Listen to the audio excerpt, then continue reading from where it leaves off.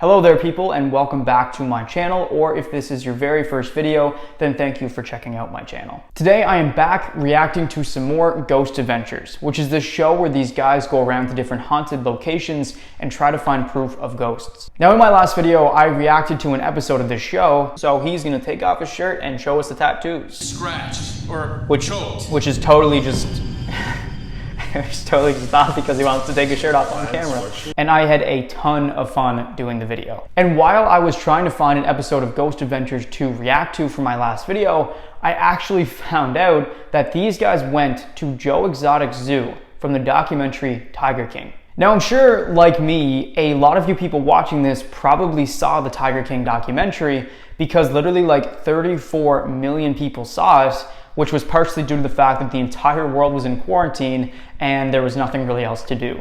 However, if you didn't see the documentary, then it's basically about this crazy gun-toting zoo owner named Joe Exotic who runs his wildlife sanctuary for tigers, if you can call it a wildlife sanctuary, because the place is actually super gross. I definitely recommend that you watch the documentary if you haven't already seen it, because it is a ton of fun. However, in this Halloween special for Ghost Adventures, which was released last year right after the Tiger King documentary came out, the ghost hunting team decided to visit Joe Exotic Zoo to see if they can find any spirits that haunt the place. So, let's watch it. The opinions, beliefs, and viewpoints expressed in the following program do not necessarily reflect the opinions, beliefs, and viewpoints of the producing company, the network, or any of the people associated with the production company and the network. So you're telling me that not everyone at the Travel Channel network thinks that ghosts exist and that this place is haunted? Wow, that's crazy. We've been waiting on you. So right off the bat, I can see that the show has not lost any of its drama, which is awesome because that's one of the funniest parts about this show. This is Ghost Adventures, horror at Joe Exotic Zoo. So this documentary, if you want to call it that, is called Horror at Joe Exotic Zoo, and it's pretty obviously capitalizing on the success of the Tiger King documentary. I mean, I'm kind of doing the same thing with this video. But it is really funny to me that somehow this silly, overdramatic ghost hunting show somehow managed to find itself in the Tiger King documentary world, I guess, despite it having very little connection there. But I'm excited for this. I think it's going to be super stupid and funny, so let's check it out. Back in March, I remember watching this TV show called Tiger King, and I got sucked into it. I'm sitting at my home, and I look at my phone, and I see this article. And Jeff Lowe made this statement because apparently he has to give the animal park to the very infamous Carol Baskin here shortly. And he said he didn't really have a problem handing this animal park over to her, and she deserves it, and all the ghosts that go with it. So this guy is Zach. He's the leader of the ghost hunting team, I guess you would call him. And basically what he was saying is that he watched the Tiger King documentary last year when it came out, and just like all of us, he was pretty well obsessed with it. And then there was this article that was released that the new owner, Jeff, said that there were ghosts in the park, and that's kind of what led him here. Okay. Jeff Lowe, Lauren, Mr. and Mrs. Lowe, how are you? We're good, how about you? So you got to turn this place over to Carol soon. We have to turn the land over. I knew that Joe had illegally transferred this property, and that eventually, if Baskin pursued it, she could unwind, you know, the agreement that Joe and I had. So this is actually kind of interesting. In the documentary, Carol Baskin, who Joe Exotic really hated, she sued Joe over him using the name Big Cat Entertainment whenever he was taking like tiger cubs to different places to promote a zoo and make money. And the name of her wildlife sanctuary is Big Cat Rescue, so obviously there's grounds for a lawsuit there. So Carol sued him for like $1 million, which Joe didn't have. So this guy Jeff, with his very hot wife here, he managed to trick Joe into giving him ownership of the zoo, claiming that he had a ton of money and was able to bail him out from this $1 million lawsuit, but he actually didn't have very much money. So now Carol apparently is going to take the zoo from him. Do you believe that people have been murdered and buried on this property? Absolutely, Yes. absolutely. Without hesitation? Without More even, than one person, yeah. Although these allegations are not confirmed, and we have no proof that a murder took place here or that human remains can be found on this property, this response is unsettling. So I was just gonna say, that's really interesting how apparently 3 people were killed on this property, but then right after that, Zach is just like, oh, well, we can't actually prove that any of these murders or deaths happened, but, you know, these guys said they did, so just take our word for it, despite there probably being no evidence that this actually happened. All right, so for the people like me who watched the documentary again, this is Eric. You probably remember him because he was really heavily featured in the documentary as one of the park employees. And he knew Joe pretty well and stuff like that, so I'm kind of interested to hear what he actually has to say. We know your friend, Travis, lost his life here. Yeah. Yes, I need an ambulance to the GW's out of Animal Park now. The caller tells 911 that someone has shot themselves in the head. It's Travis Maldonado, the husband of park director Joe Exotic. So here's something I'm kind of half surprised they decided to bring up. But in the documentary, for those of you who don't remember, Joe Exotic's young husband, and I say husband with quotation marks because it turned out later that he wasn't actually gay. But anyway, tragically in the documentary, Travis accidentally shot himself when playing around with a gun. He just held it up to his head and thought it was empty, but then he shot and killed himself. So now they're kind of bringing up Travis's death. So I'm kind of curious where they're going to go with this. The clip was in the weapon. It was a Ruger. So I took the clip out, removed a round from the chamber, set it all on the table, then I looked for a first aid kit, tried to do anything I could. I'm sorry, a 45 to the head, either you're coming back as a potted plant or you're going to, you know, take a dirt nap. This tragedy was ruled an accidental suicide. Could these circumstances cause unrest in Travis's spirit? So I think they're claiming that the ghost of Travis is haunting this place. They're saying that because of the way he died in accidental suicide, that his spirit is still on the property. It seems kind of weird to me actually naming like a person who's haunting this place, but I don't know. Let's see where they go with this, I guess. I am getting ready to go meet Alan. And all of you that have watched Tiger King, you know Alan is the guy Joe Exotic allegedly paid this money to go kill Carol Baskin. Yeah, so basically Zach is going to talk to Alan now. He's kind of interviewing a lot of people who were in the documentary, and Alan was the guy who was really good friends with Jeff, the new zoo owner, and Joe allegedly paid Alan $3,000 or something like that to go and kill Carol, but Alan refused to do it and instead kind of informed the FBI of that, and that was one of the reasons why they were so focused on getting Joe to prison. So let's see what Alan has to say about all these hauntings and stuff going on. Hi, Alan.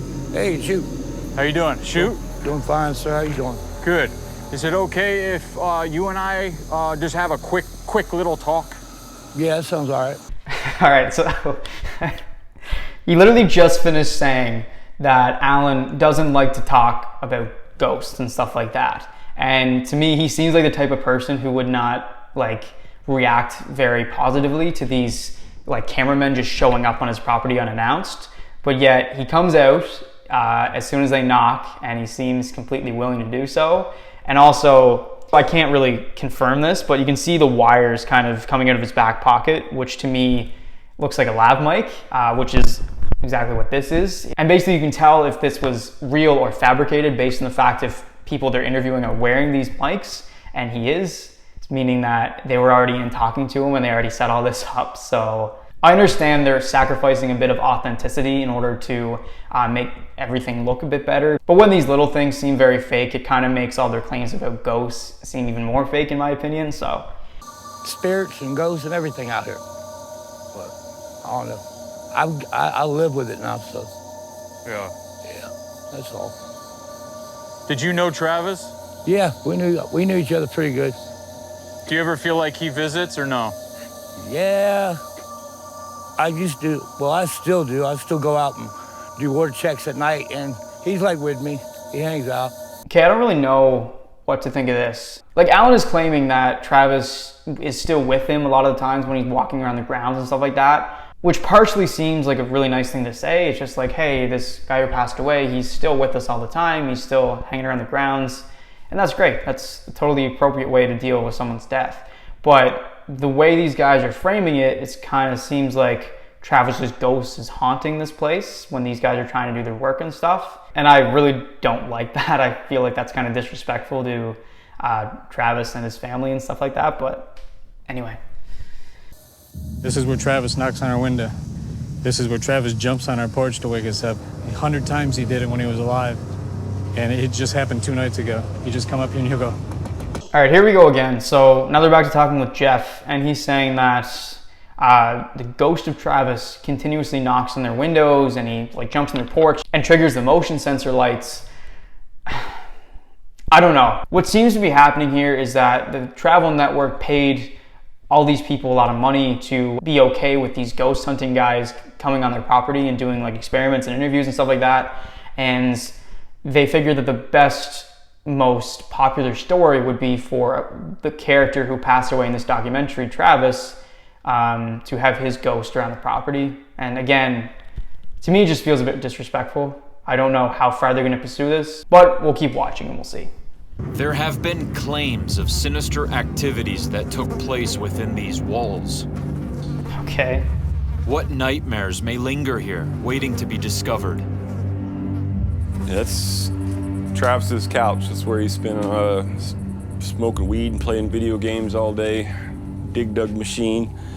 That was his couch? Yep. All right, I've gone on long enough without saying something. So this guy in the white shirt is supposed to be Travis, and he's been appearing a lot in their B-roll footage whenever they're in between interviews and stuff like that to make the show seem even more dramatic. And it's obviously an actor who's portraying the ghost of Travis for the show, but like, what the hell was the casting call for this guy? All right, man, your resume looks great. You have a ton of acting experience, so I think we're gonna choose you for this part. Awesome, thank you so much.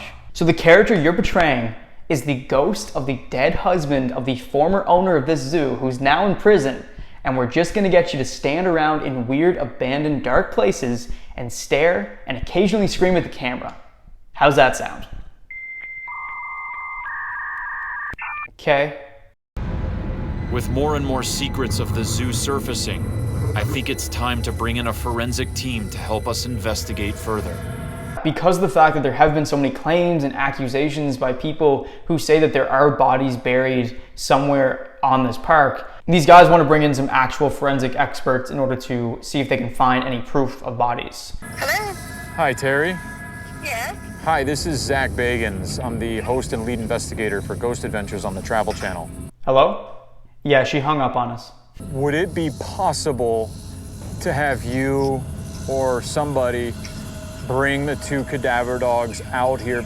So basically, after this phone call, these cadaver dog experts, cadaver dogs are these dogs with the ability to smell human remains and differentiate them from animal remains and stuff like that. It seems like there might be a better way to find bodies, but it is interesting that these guys are actually actively searching for some of these bodies instead of just going around the property with cameras and trying to see ghosts. So now I think these experts are going to bring in their dogs and we'll see if they can find anything.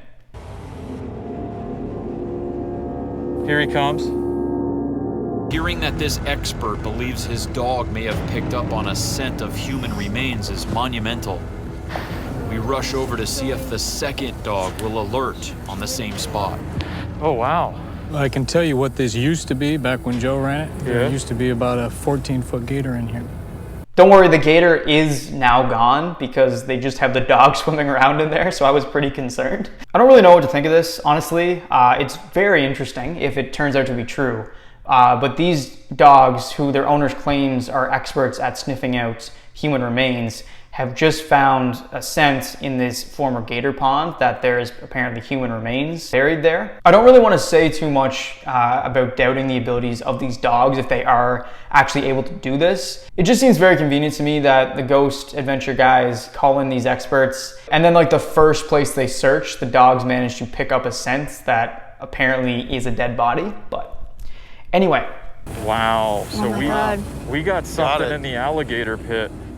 So they do think that there is something in the alligator pit, so I feel like the first thing they should do is call the police and say, hey, can you bring out a team of actual forensic experts out here and dig this up and see if you can find a body? But instead of doing that, they are going to go to the buildings at night and investigate for ghosts, which is totally the more reasonable of the two choices between calling the police and try to find ghosts. So I can't believe I'm saying this, and I never actually believed that I would ever say it. We are now preparing to make our way inside Joe Exotic's house to investigate. why can't he believe he was going to say that? He literally took his ghost hunting crew to Joe Exotic Zoo, and he says, "Oh, I can't believe I'm actually going to go inside his house. I never thought I was going to do that." Kind of funny, but again, drama. Destroyed it. Hold on. I'll tell you what I think it looks like. Hold on. I actually have one of these. Ugh. It looks like this, like a grabber. Like, see, the handle's basically the same. I don't know why the hell he has this, because it doesn't seem like he would be any useful hunting ghosts, but like, anyway. I came in here, I took a picture there, I took a picture there. I heard two people talking there, and I'm hey, chill. I heard that. You hear that? Who? Just now. Who? Travis, if that's you, man, I know you were a prankster. Do something to us. Travis is only a small fragment of the spirits that are here. So they're still claiming that one of the spirits, the main spirits that are in this place, is Travis's. And they're saying that just being inside Joe Exotic's house is causing them a lot of anxiety and depression and stuff like that. It's just really impacting their emotions, which it's a fair claim to make when being inside this like really drab, depressing house that's full of garbage. But at the same time, doesn't really help their claims that there's actual ghosts in this place. We decide to offer Travis's spirit a cigarette, and immediately after, we hear this. What was Dude, I have no clue. Dude, that came up right behind me. that? Was loud, dude. What was it? So apparently this is Travis being angry because he doesn't smoke that certain brand of cigarettes or something. I quickly grab the SLS camera and head in the direction of this loud bang. Can you show yourself? Whoa. Got a figure here. Okay, so this special camera somehow allows them to see a stick figure representation of a ghost, and that ghost just pointed to this shelf up here. All right, let's just see what they find. This show is hurting my brain. Oh yeah. Oh wait, I see something. Yeah. It's a hat. Just a ball hat. Found a hat. Travis is okay. Hold on here. So, few things to unpack here. First of all, he's using the grabber, which he brought with him, that I've never seen him use before in the other episode that I watched. But it came in super handy here because of this very specific situation where a ghost pointed to a top shelf that they couldn't reach without it. It's very, very convenient that he decided to bring the grabber along. And secondly, a ghost led them to this specific closet where they found Travis's hat. I'll let you guys kind of draw your own conclusions here, but like, yes, I'm convinced. I now take the hat to the living room and place it on Travis's couch near the cigarette to see if he will appear on cue to further substantiate the proof that this is his spirit. So it was Travis's hat, they decide, because his name was written on it, on the peak of the hat, which I'm sure everyone does with their hats. And now they're setting it on the couch beside the cigarette and seeing if Travis's spirit will appear to them again. Come on, Travis. You've been working all night out with us. Appear by your hat. And there he is. Oh my God, it's right by the hat. It's gone. Oh my God, Are you dude. serious? Yes! Thank you, Travis. Is this recording? Oh my God. Holy dude. Oh, you got that, right? I do appreciate how happy they are about this and how much they're hyping it up. But I mean, I feel like just over-explaining everything, which is what they like to do, just kind of impacts the believability of all of this. Like, they're using these very, very special cameras that we have no idea how they work, and apparently just shows a stick figure on screen just where they would imagine it would be. Like, it's going to be beside his couch, it's going to be by this closet, and then they're pointing the camera at it and a stick figure appears, which is super convenient. I don't know.